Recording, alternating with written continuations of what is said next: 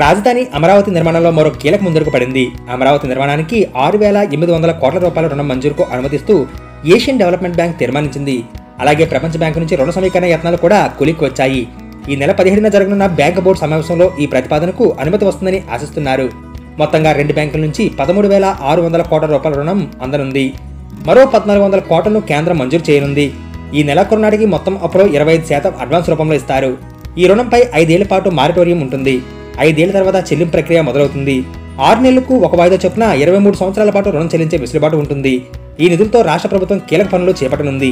అమరావతి ప్రాంతాన్ని growth hub గా తీర్చిదిద్దడంతో పాటు అక్కడ ప్రజల జీవన ప్రమాణాలు పెంచడం, ల్యాండ్ పూలింగ్ లో భూములు ఇచ్చిన రైతులకు మేలు చేయడంతో పాటు గ్రీన్ అండ్ స్మార్ట్ సిటీ అభివృద్ధిలో భాగంగా మౌలిక సదుపాయాల కల్పన, పచ్చని ప్రదేశాల అభివృద్ధి, నీరు, పారిశుద్ధ్యం, కర్బన ఉద్గారాలను తక్కువగా వెలువరించే రవాణా సదుపాయాలకు ప్రాధాన్యం ఇవ్వనుంది.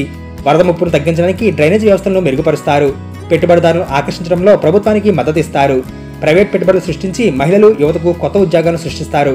కాగా రుణ మంజూరుపై ఏడీబీ ఇండియా డైరెక్టర్ మియా కీలక వ్యాఖ్యలు చేశారు. గ్రీన్ ఫీల్డ్ నగరాలను అభివృద్ధి చేయడానికి నిధులు కేటాయిస్తున్నట్లు వివరించారు. భవిష్యత్తులోనూ మరిన్ని నగరాల అభివృద్ధికి జరగబోతుందని, వాటికి అమరావతి రోల్ మోడల్ గా మారబోతుందని వ్యాఖ్యానించారు. అమరావతిని గ్రీన్ అండ్ స్మార్ట్ సిటీగా అభివృద్ధి చేయడానికి మొత్తం 121.97 బిలియన్ల యూనిట్లను మంజూరు చేసినట్లు ఏడీబీ బ్యాంక్ వెల్లడించింది. అమరావతి నిర్మాణం కోసం హడ్కో నుంచి 11,000 కోట్ల రూపాయలు, కేఎఫ్డబ్ల్యూ సంస్థ నుంచి 5,000 కోట్ల రూపాయల రుణం కోసం కూడా సిఆర్డీఏ చర్చలు జరుపుతుంది. ఈ ప్రయత్నాల పురోగతి ఆశాజనకంగా ఉందని అధికారులు చెబుతున్నారు. ఈ నేపథ్యంలో మరో 20,000 కోట్ల రూపాయల విలువైన పనులకు సంబంధించి త్వరలో నిర్వహించబోయే సిఆర్డీఏ అథారిటీ సమావేశంలో పరిపాలనా అనుమతులు తీసుకున్నారు.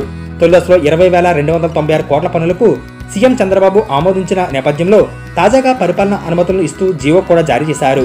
రాజధాని పునర్నిర్మాణానికి ఒకవైపు పనులు శ్రీకారం చుట్టడం, మరోవైపు ఆర్థిక వనరులు సమకూర్చుకోవడం ద్వారా నూతన సంవత్సరం అమరావతిలో నూతన అధ్యాయం ప్రారంభం కానుందన్న ఆశాభావం అధికార వర్గాల్లో వ్యక్తమవుతుంది.